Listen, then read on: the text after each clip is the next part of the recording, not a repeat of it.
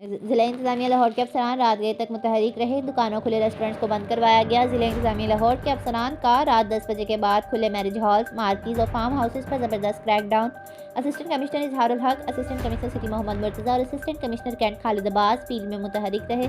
मजमूई तौर पर 51 marriage halls, मार्किज़ और फार्म हाउसेस की इंस्पेक्शन की गई, जबकि 1,20,000 रुपये का जुर्माना और एक FIR का इंदराज करवाया गया। ग्रैंडवे हॉल का खिलाफ वर्जी पर 50,000 रुपये का जुर्माना आयद किया। अल्लाह मलिक फार्म हाउस को 70,000 रुपये का जुर्माना, मैनेजर को गिरफ्तार करवा कर FIR का इंदराज भी करवाया गया। सुहेल वेडिंग लॉन को किनाल रोड पर सील किया गया। मैरिज एक्ट के तहत रात 10 बजे के बाद खुले मैरिज हॉल्स और मार्किज़ के खिलाफ सख्त एक्शन लिया गया।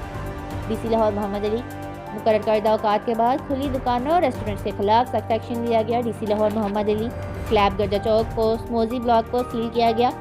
यूरो स्टोर और सेकंड कप को बरकत मार्केट में सील किया गया। मुगलपुरा बाजार, लालपुल में खुले दुकानों और रेस्टोरेंट्स को बंद करवाया गया। DC लाहौर मोहम्मद अली, गाजियाबाद।